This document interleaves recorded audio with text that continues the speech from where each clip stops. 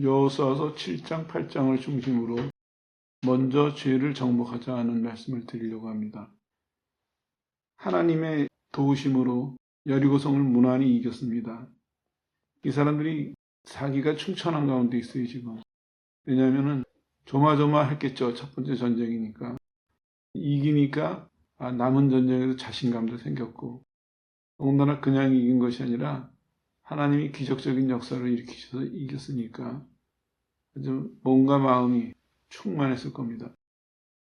그랬는데 곧바로 이어지는 얘기가 조그마한 성 아이성에 가가지고 크게 져요.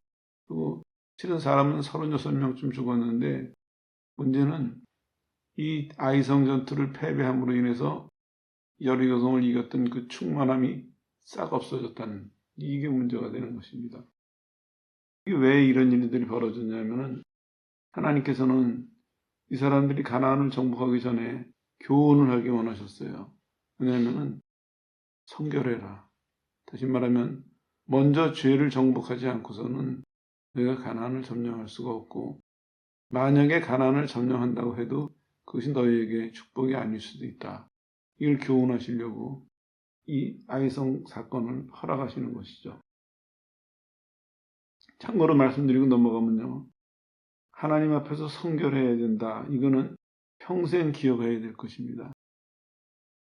좀 거슬러 올라가서 생각해 보면은 이 사람들이 광야를 지나오면서 제사장들을 뽑았거든요. 하나님 말씀대로 레위 지파 족속들의 거기서부터 제사장들을 뽑았어요. 그리고 그 중에서도 이제 또 족속별로 나눠가지고 제사 드릴 제사장들을 또 따로 세웠어요. 아론의 후손들로. 그리고 광야를 쭉 오면서 일반적인 제사를 계속해서 드렸어요. 근데 이걸 좀 정리하고 넘어가면은 제사장으로 선출이 됐어요. 임무를 맡았어요. 제사장 일을 지금 하고 있어요.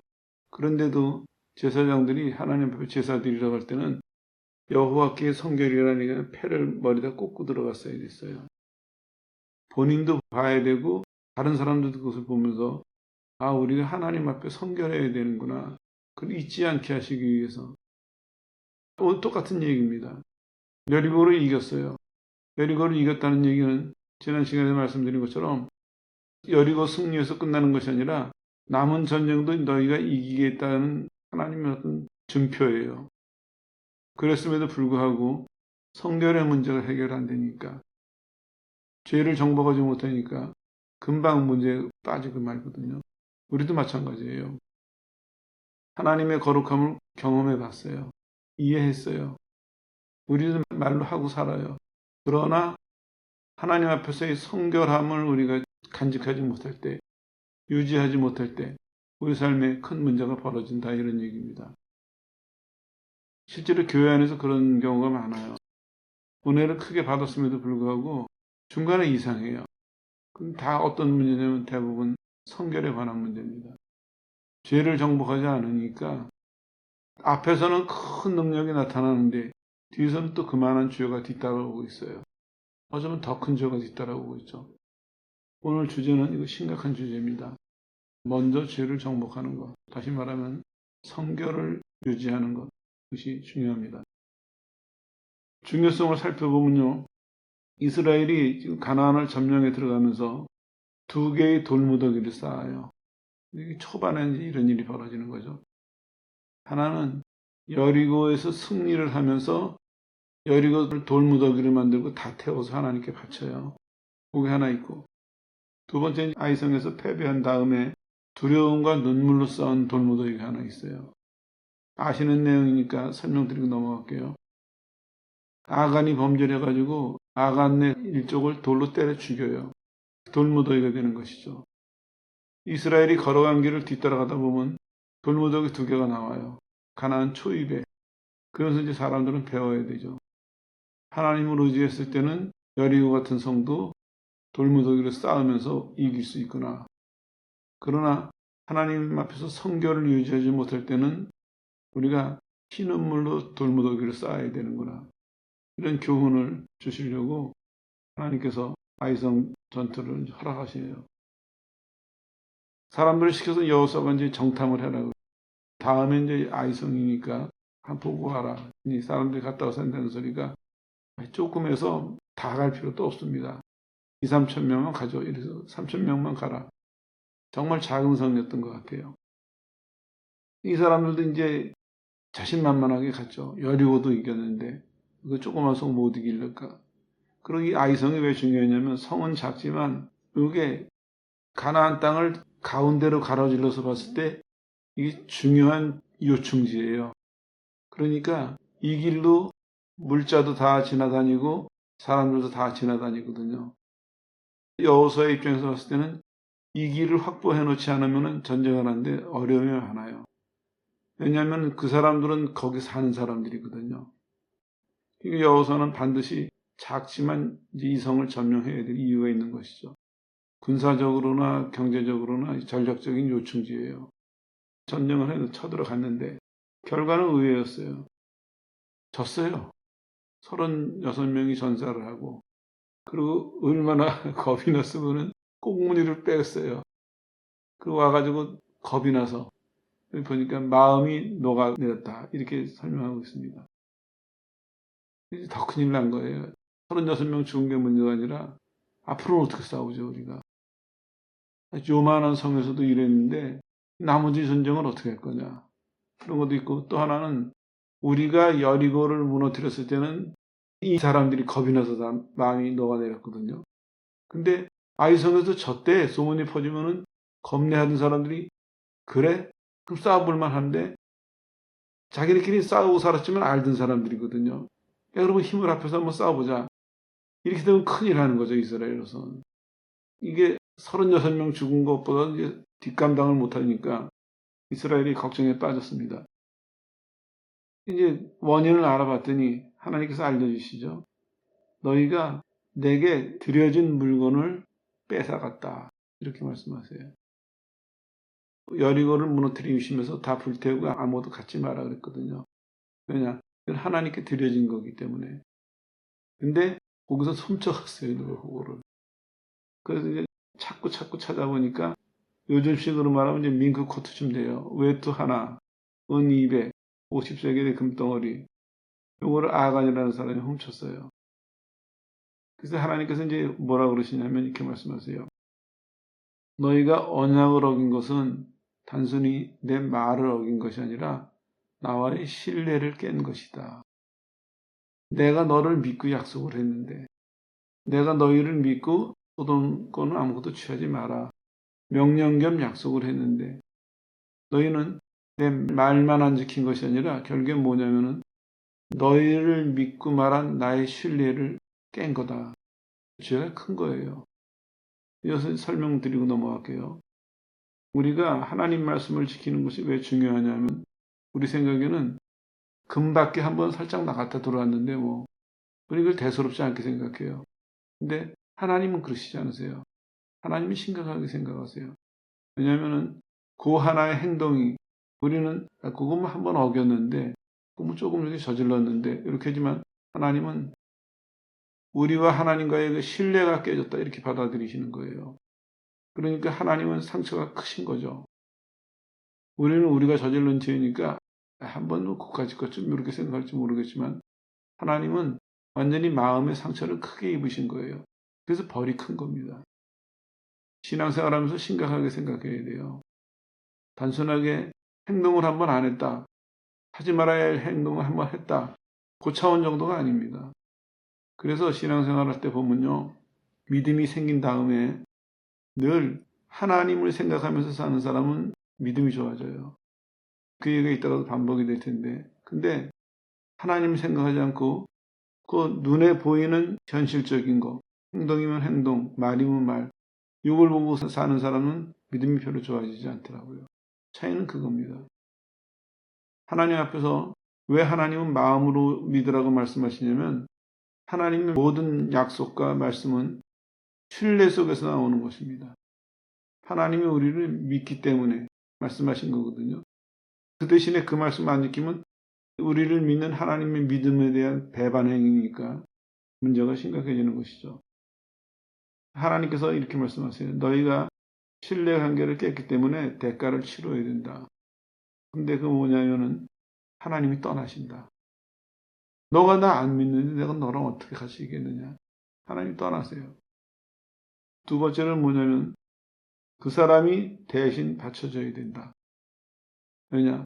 나한테 바쳐진 것을 훔쳐갔으니까, 뺏어갔으니까, 그럼 너를 대신 바쳐라. 이런 말씀이에요. 그래가지고 아간 일가가 처형을 받습니다.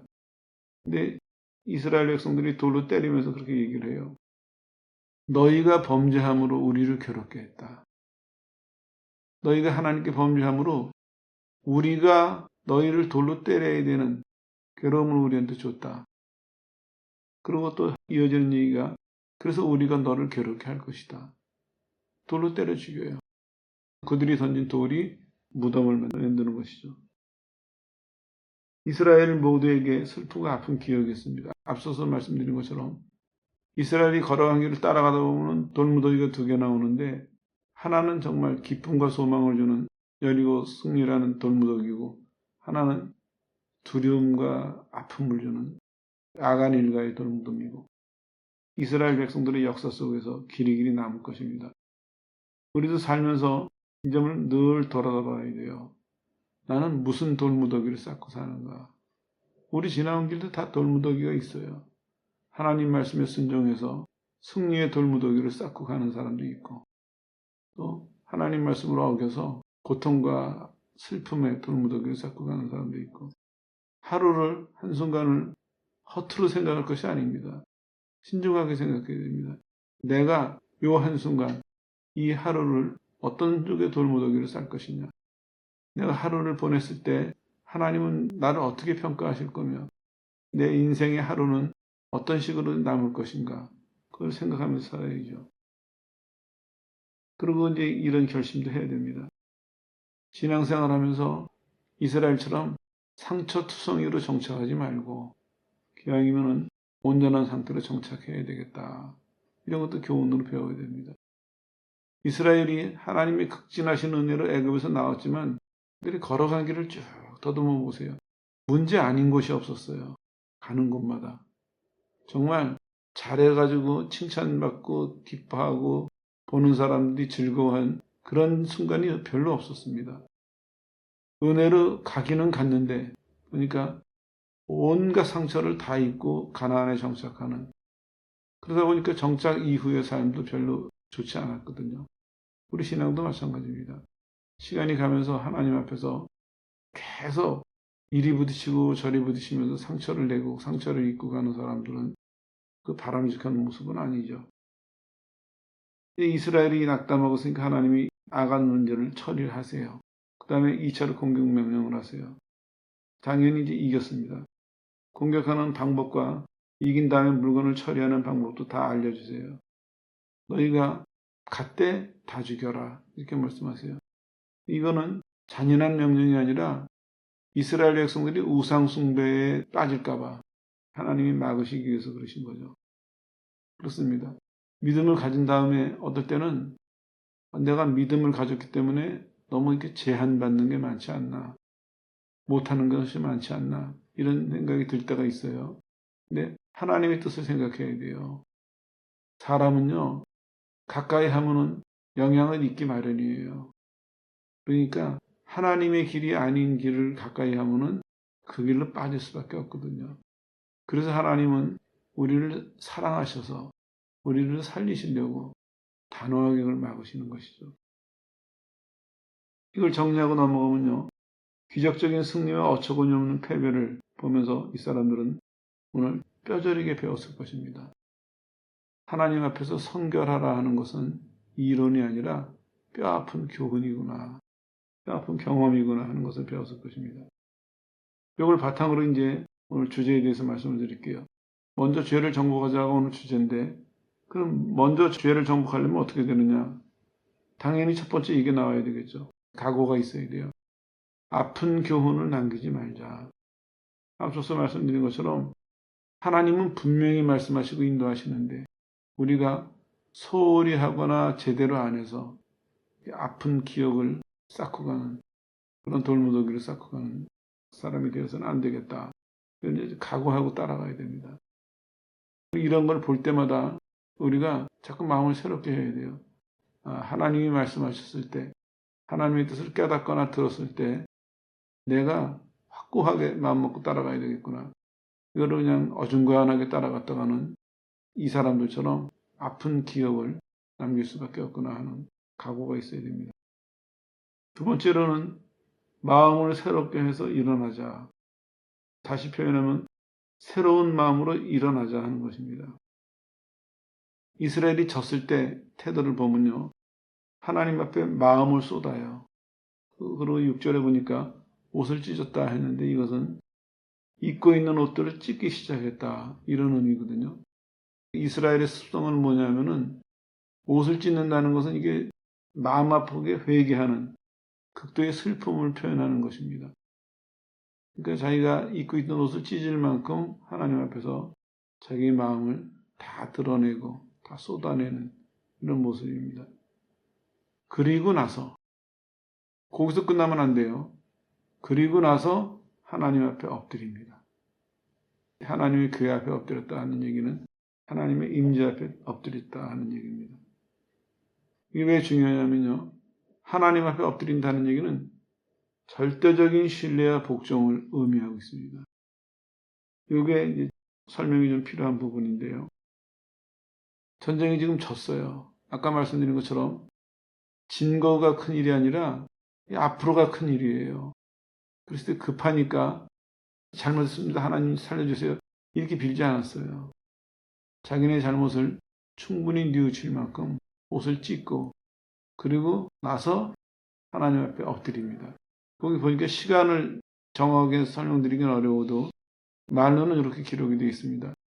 6절에 보니까 여호수아가 옷을 찢고 이스라엘 장로들과 함께 여호와의 궤 앞에 땅에 엎드려 머리에 티끌음으로 쓰고 저물도록 있다가 머리에 티끌음으로 쓰는 것은 이거 자기 수치를 보여주는 일입니다. 옷을 찢는 것도 슬픔을 표현하는 것이고 그리고 저물도록 있었다. 이것도 눈여겨봐야 될 부분이에요. 당장 급하다고 이게 왜 그러냐면요. 회개할 때 사람들 이런 사람들 많아요. 뭔가 잘못했어요. 잘못해서 어려움이 오거나 아니면 손해가 올 것 같아요. 그게 걱정이 되니까 하나님 잘못했어요. 근데 빨리 좀 이거 고쳐주세요. 그런 경우도 참 많이 봐요.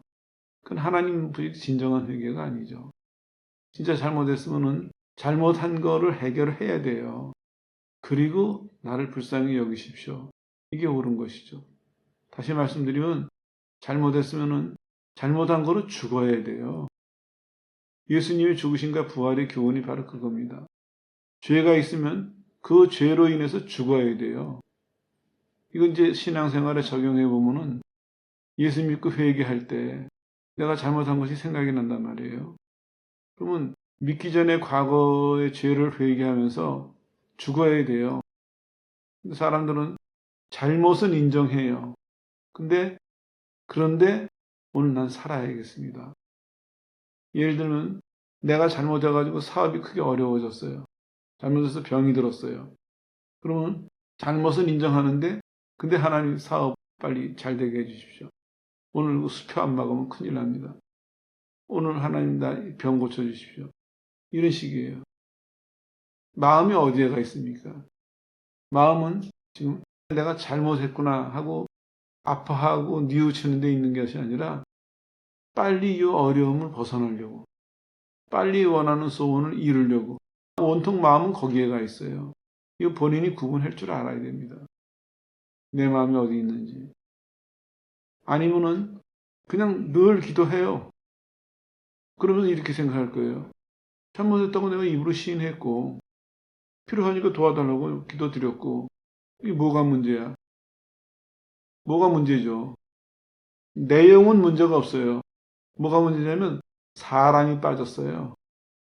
진짜 회개는요. 내가 잘못했으면은 끝이다 생각해야 돼요.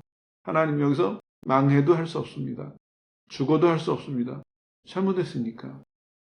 그리고 죽어야 하나님이 다시 일으키시거든요. 예수님이 우리 죄 때문에 죽은 척 하시지 않았어요. 진짜 죽으셨어요. 교훈이 뭡니까? 죄는 사망이라고 하셨어요.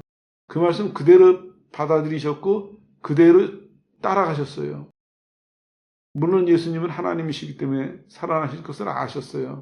그렇지만 예수님의 태도는 죽은 척하다가 깨시는 것이 아니었어요. 정말 죽으셨고 그 3일간 장사 지냈다는 기간을 두신 이유가 그의 죽음이 완전한 죽음이었다. 완전한 죽음이었기 때문에 죄를 청산한 것이다. 이것을 증명하시려고, 이거 확실하게 하시려고 완전히 단절이 됐습니다. 죽으셨어요, 정말로. 그리고 3일을 계셨어요.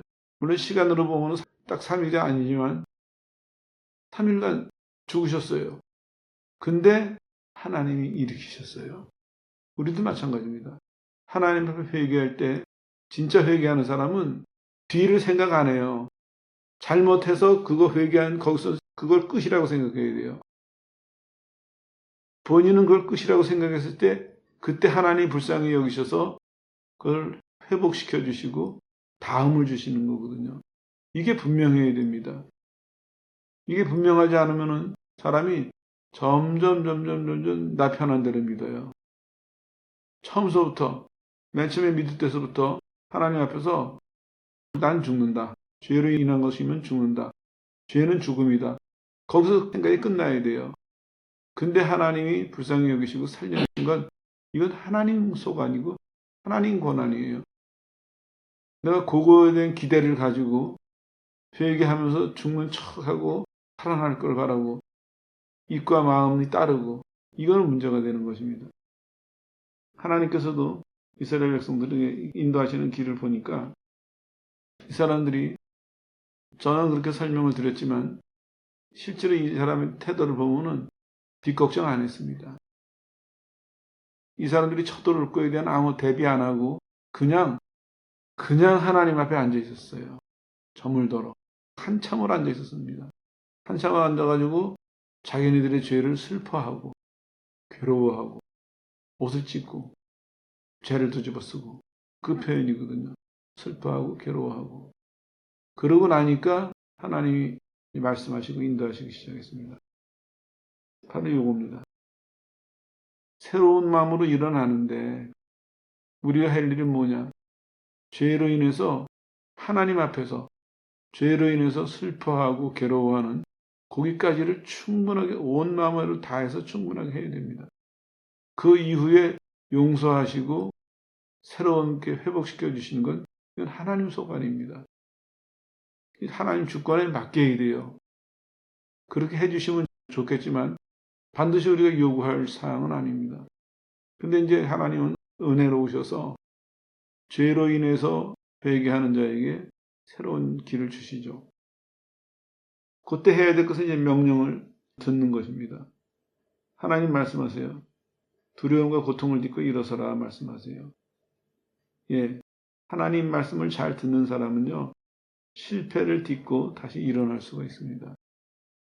그러니까 앞서서 말씀드린 거랑 연결하면은 하나님 말씀에 마음을 다 바치고 따라가는 사람은 잘못했을 때 죽음으로 가고 또 일어나라 그러시면 내가 잘못했지만 일어나라 그러시면은 따라가면 돼요. 근데 마음을 다해서 따라가지 않는 사람은 잘못해놓고 죽으라 그러시면 죽는 신용만 해요. 따라가라 그러면 또 미안해서 못 따라가요. 오늘 이제 주제가 이상하게 그쪽으로 자꾸 지나가는데 그걸 주제로 잡죠. 이런 사람 많아요. 하나님 앞에서. 잘못도 분명하게 시인 안 하고 따라오라는 것도 분명하게 따라가지 않고 중간에서 다시 말하면 죄를 멈추라 그러시면 안 멈추고 새 일을 하라 그러시면 안 하고 이것도 제대로 못하고 저것도 제대로 못하는 그런 사람이 돼서는 안 됩니다. 부족한 면이 있어도 하나님 앞에서 한 가지가 분명해야 됩니다. 그렇지 않은 사람은 바로 성경이 말하는 두 마음을 갖는 사람이에요. 너 잘못했다 회개해라 하시면 온 마음으로 회개를 해야 되는데 하나님 잘못했지만요. 제가 하나님 자녀잖아요. 하나님 잘못했지만요. 그거 문제 해결 안 되면 큰일 나거든요. 다 안 받아들이는 거예요. 하나님 용서하셨어요. 새로 이제 출발해라. 그러면 또 뭐라 그러는 줄 아세요? 하나님 가긴 가야 될 텐데요. 제가 미안해서 염치가 없어서. 그래서 따라가지도 않아요. 이러자면 저러고 저러자면 이러고 그런 사람 많아요, 신앙생활하면서. 이제 좀 이따 설명드릴게요. 그 다음에 성결을 회복하자 하는 말씀인데, 하나님께서 이렇게 말씀하세요. 내일까지 기다리면서 스스로 성결하게 하라, 성결케 하라. 이제 새로 일어나야 되는데, 첫 번째 명령이 뭐냐면요. 내일까지 기다려라 하는 것과 중요한 단어가 하나 나와요. 스스로 성결케 하라. 무슨 의미냐면, 성결케 하는 것은 네 자신이 돼야 될 것이다. 이런 의미예요. 요것도 이제 사람들이 많이 걸려요. 제가 다른 교회 가가지고 설교하고 안수 잘 안 하는 게 소문이 났는데, 이유가 있어요. 왜냐하면은 사람들하고 말해보면 이런 경우가 많아요. 목사님 이렇게 저렇게 얘기를 해요. 그러면요 쉬운 이유로서 기도하세요. 그러면은 알았습니다 하고 가는 사람도 있지만 드물어요. 많은 사람이 이렇게 말해요. 예, 알겠습니다. 그럼 목사님 내가 기도해 주세요. 성경 보세요. 알겠습니다. 근데요 성경 보게 기도해 주세요. 본인이 해야죠. 본인이. 무슨 얘기를 들어보고 하나님 말씀이니까 그래서 이게 옳습니다. 이렇게 하세요. 그러면 알았습니다. 그리고 안 가요. 왜 안 가세요? 그러면 내가 그 말씀대로 할 수 있도록 기도해 주세요. 본인은 아무것도 안 해요. 본인은. 성경은 뭐라고 말씀하고 있습니까? 내 스스로 해라. 스스로. 근데 스스로 안 해요. 하나님한테서는 늘 그래요. 설교해보면 거룩함에 대해서 오늘 설교를 했어요. 오늘 죄를 정복하는 것에 대해서 성결에 대해서 설교를 했어요. 그럼 그 설교 끝난 다음에 이제 기도할 때 사람들 보면 하나님 성결하게 해 주시옵소서. 내가 해야 되는데 성결합시다. 성결해야 됩니다. 하면 설교를 들으면서 내가 성결하지 못한 게 뭔가 본문과 관계되는 것들 거기서 발전되는 것들 생각하면서 그때 결심해야죠. 일어날 때는 할 건 하고 안 할 건 버리고 정리가 돼서 가야 될 거 아니에요. 근데 일어나면서 뭘 하냐면은 정리하게 해 주시옵소서. 그러고 가요. 하나님 하시라는 얘기거든요. 하나님이 다 정리해 주시고 할 거 하게 해 주시고 안 할 건 안 하게 해 주시고 본인은 뭐 할 거예요. 송구스러운 표현인데 본인이 하나님 시키고 앉아 있어요. 신앙생활 제대로 하는 사람은 들으면서 받아들여요. 그리고 행동으로 움직이거든요. 본인이 해야 될 일이니까. 근데 늘 기도한다고 하면서 신앙생활 열심히 한다고 하는 사람들인데 불구하고 자기가 그걸 할 수 있도록 기도를 해달라는 거예요. 그냥 그러고 지내요. 이게 성경이 말하는 말장이들이에요. 말. 신앙 좋아지지 않습니다. 그런 사람들은 죄를 정복하지 못합니다. 죄를 정복하는 사람은 오늘 이 사람들처럼 깨달았을 때 거기서 슬픔과 아픔으로 죽음에 이르도록 거기서 주저앉아야 됩니다. 다 내려놔야 됩니다. 그때 하나님이 세기를 주시면은요. 그럼 마치 아무 일도 없었다는 사람처럼 진짜로 회개한 사람은요. 홀가분해요. 아무 일도 없었다는 처럼 또 가서 전쟁에서 이기고 남은 가나안 정복을 승리로 이끌 수가 있는 것이죠. 그런 차이가 있습니다. 그래서 오늘 이걸 강조하고 싶었어요. 하나님께서 분명히 말씀하세요. 스스로 성결케 해라. 너가 성결해야 되는, 너가 먼저 죄를 정복해야 되는데 그것은 네가 주체가 되어야 된다. 네 스스로 해야 될 일이다. 왜냐하면 나는 너한테 이미 은혜를 줬고 나는 너한테 이미 명령을 했고 나는 이미 너를 돕고 있다. 그런데도 아직도 뭘 더 기다리느냐. 이런 의미예요. 나는 할 수 있도록 가르쳐줬고 지금도 돕고 있는데 인도하고 있는데 너는 스스로 움직이지는 않고 계속해서 나한테 구하기만 하면 되겠느냐. 이런 의미도 포함되어 있겠죠. 그리고 이제 말씀하세요. 단호의 죄를 제거하라. 너희 중에서 바쳐진 물건을 제해버려라 말씀하시죠. 그리고 선택하라고 말씀하십니다. 바쳐진 것을 가질 것이냐 아니면 네가 바쳐질 것이냐. 이것도 아간을 보면서 교훈하신 것이죠. 그리고 끝으로 우리에게 이런 말씀을 교훈으로 주세요. 결단해라. 무슨 얘기냐면요. 말씀을 선포하라고 얘기합니다. 이스라엘이 가다가 에발산과 그리심산 거기까지 도달했어요. 6지파는 에발산에, 6지파는 그리심산에 올라가요. 그래가지고 하나님 말씀이 낭독이 돼요. 축복의 말씀이 낭독이 될 때는 에발산에 올라간 사람들이 아멘으로 하다고 그래요. 너희가 이렇게 하면 하나님이 이렇게 축복하시리라. 반대로 저주의 말씀이 선포될 때는 그리심산에 올라간 사람들이 아멘하고 하다고 그랬어요. 그러면서 온 이스라엘이 지금 뭘 하고 있습니까? 한 번의 실패를 통해서 본인들 속에 있는 죄악을 깨닫게 됐고 그걸 처리하는 그런 의식을 지금 치르고 있습니다. 하나님은 말씀으로 가르쳐 주시고 의식으로 또 가르쳐 주세요. 잊지 않고 기억하게 하기 위해서. 오늘 이 사람들은 두 산에 올라가 가지고 하나님 말씀에 화답하면서 결단과 동시에 자기네들의 각오를 하나님 명령에 대한 하나님 섭리에 대한 자기네들의 태도를 또 드러내는 것입니다. 그래가지고 에발산에서 축복의 말씀에 화답하고 그리심산에서는 저주의 말씀에 화답하면서 한번 생각을 해보세요. 200만 정도 된 인원들이 산에 올라가가지고 뭐 남자들만 올라갔다 쳐도요. 몇십만 명이 산에 올라가가지고 말씀이 선포될 때 아멘, 아멘 화답했을 때 축복의 말씀에도 아멘, 저주의 말씀에도 아멘하고 화답했을 때 그 사람들이 잊혀지겠습니까? 상당히 오랜 시간 동안 기억에 남았을 것입니다. 자기네들이 전쟁에도 참여했고 승리에도 참여해봤고 패배에도 참여해봤고 아간을 자기네 손으로 처리도 했고 그리고 하나님 앞에서 다시 새롭게 되어서 회개도 했고 하나님이 새롭게 하셨고 그리고 다시 전진하면서 이 의식에 자기네들이 참여해서 마음으로 결단했고 입으로 표현했고 그거를 한두 명이 아니라 여호수아가 한 것을 구경하는 것이 아니라 자기네들 스스로가 참여해서 하나님 앞에서 재결심하고 재결단하고 재헌신하고 스스로 했잖아요. 그걸 하라는 것입니다. 요거를 잘 기억하고 있으시면은 여러분의 신앙생활에 큰 유익을 줄 것입니다. 여러분의 신앙을 견고히 해가는 데도 유익을 줄 것이고 다른 사람을 인도하는 데도 이 과정을 잘 살펴보십시오. 우리가 먼저 죄를 정복하는데 어떤 문제가 있고 그걸 어떻게 처리해야 되고 어떻게 매듭져서 먼저 죄를 정복하는 일을 어떻게 승리할 수 있을까 어떻게 이룰 수 있을까 하는 지혜를 그래서 찾아내시고 따라가시길 바랍니다. 정리하겠습니다.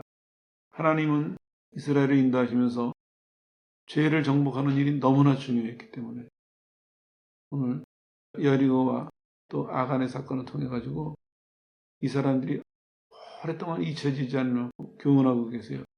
예수님도 보세요. 사역하시기 전에 뭐가 있어요? 광야에서 시험을 받으시면서 먼저 죄를 정복하셨거든요. 물론 예수님은 언제든지 이기시겠지만 나머지 공생의 전체를 승리로 사셨잖아요. 우리도 마찬가지입니다. 하나님은 은혜를 주셨을 때도 그렇고 우리가 어떤 사명을 주셨을 때도 그렇고 그것을 좋아하고 그것을 기뻐하기에 앞서서 여러분이 받은 은혜가 은사가 사명이 축복이 약속이 막중할수록 여러분은 죄를 정복하고 이 길을 달려가야 되겠다 하는 것을 꼭 잊지 마시고 먼저 죄를 정복하는 일에 지혜롭고 능력 있는 성도들 되시기를 주 예수 이름으로 축원합니다.